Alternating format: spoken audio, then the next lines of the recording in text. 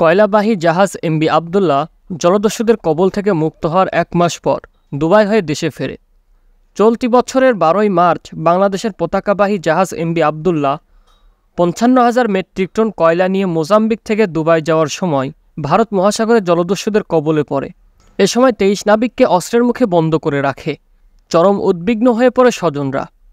পরে জাহাজের মালিক কবির গ্রুপ ও বাংলাদেশ সরকারের যৌথ প্রচেষ্টায় জলদস্যুদের সঙ্গে যোগাযোগ সম্ভব হয়।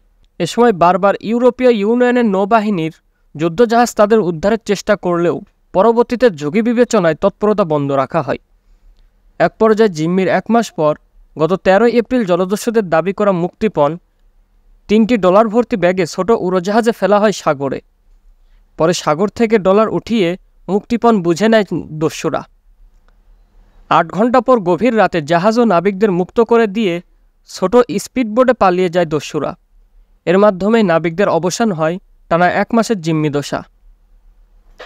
জলদস্যুদের কবল থেকে মুক্ত হয়ে প্রায় ১,৪০০ নটিক্যাল মাইল পাড়ি দিয়ে ১৪ এপ্রিল জাহাজটি কড়া পাহারায় দুবাইয়ের উদ্দেশ্যে রওনা হয়।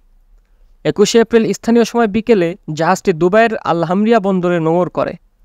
আর এ সময় KSRM কর্তৃপক্ষ তাদের সংবর্ধনা দেয়। বেঁচে ফিরে আনন্দ প্রকাশ করে নাবিকরা। পরে শুরু হয় দেশে ফেরার প্রক্রিয়া। মুক্ত হওয়ার ১ মাস পরে সোমবার সন্ধ্যা ৬টায় কক্সবাজারের কুতুবদিয়ায় পৌঁছে এমভি আবদুল্লাহ জাহাজটি। রাত ১১:৩০টায় লাইটার জাহাজে করে চট্টগ্রাম থেকে আসা আরও ২৩ নাবিককে দায়িত্ব বুঝিয়ে দেয় এমভি আবদুল্লাহ জাহাজের বন্দিদশা থেকে মুক্ত হওয়া ২৩ নাবিক। মঙ্গলবার সকালে ১১:৪৫ লাইটার জাহাজ জাহানমণি ৩ চট্টগ্রামের উদ্দেশ্যে ছেড়ে আসে। এ সময় লাইটার জাহাজে দেখা যায় ২৩ নাবিকদের বাঁধ ভাঙা উচ্ছ্বাস।